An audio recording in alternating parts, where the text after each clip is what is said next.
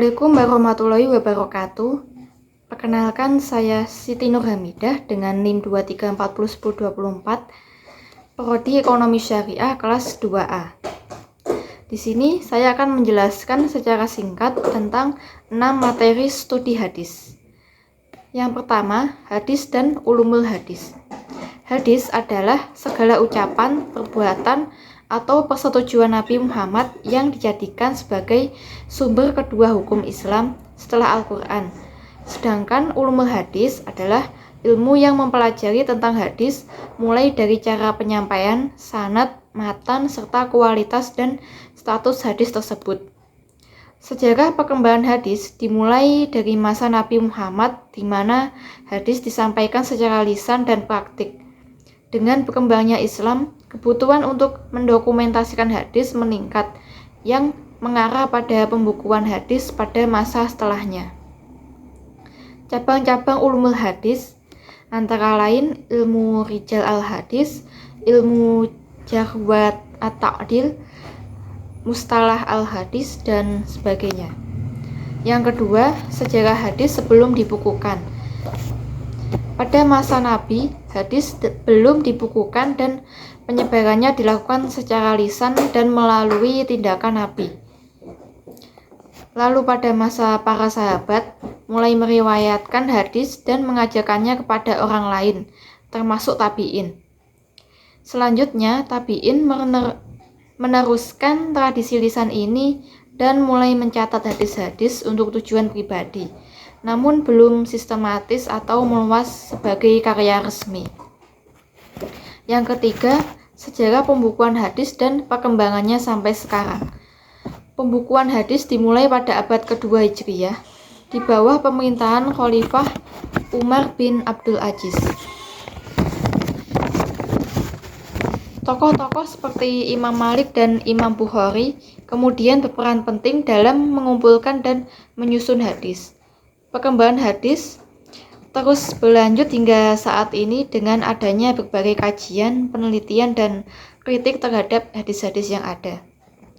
Yang keempat, pembagian hadis dari segi kuantitasnya terbagi menjadi dua. Yang pertama, mutawatir, yaitu hadis yang diriwayatkan oleh jumlah perawi yang banyak pada setiap tingkat periwayatannya, sehingga mustahil mereka sepakat untuk berdusta. Yang kedua, ahad, yaitu hadis yang tidak mencapai tingkat mutawatir, terbagi menjadi tiga, yaitu masyhur, diriwayatkan oleh lebih dari 2 perawi, tetapi tidak sampai mutawatir. Yang kedua, ajiz, diriwayatkan oleh 2 perawi. Yang ketiga, gharib, diriwayatkan hanya 1 perawi. Yang kelima, hadis sahih dan hasan.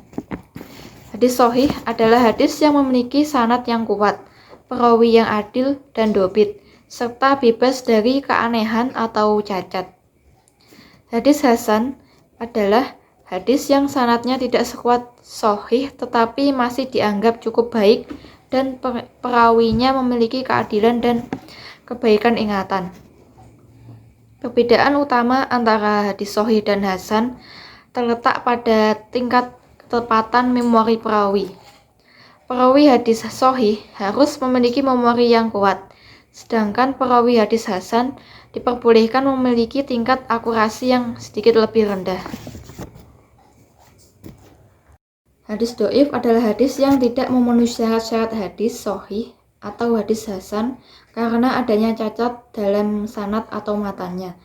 Macam-macam hadis dhaif diantaranya mursal, mu'allaq, munqati', muqdal, matruk, dan mudallas. Pembagian hadis dhaif, para ulama berbeda pendapat dalam membagi hadis dhaif. Sebagian ulama membaginya menjadi 81 macam dan yang lain mengatakan ada 49 macam. Contoh hadis dhaif yaitu hadis yang diriwayatkan At-Tirmizi melalui jalan Hakim Al-Atsram dari Abu Tamimah Al-Huzaimi dari Abu Hurairah dari Nabi bersabda, barang siapa yang mendatangi pada seorang wanita menstruasi atau pada seorang wanita dari jalan belakang atau pada seorang dukun maka ia telah mengingkari apa yang diturunkan kepada Nabi Muhammad. Demikian penjelasan singkat yang dapat saya sampaikan. Apabila ada salah kata atau ucapan, saya memohon maaf. Wassalamualaikum warahmatullahi wabarakatuh.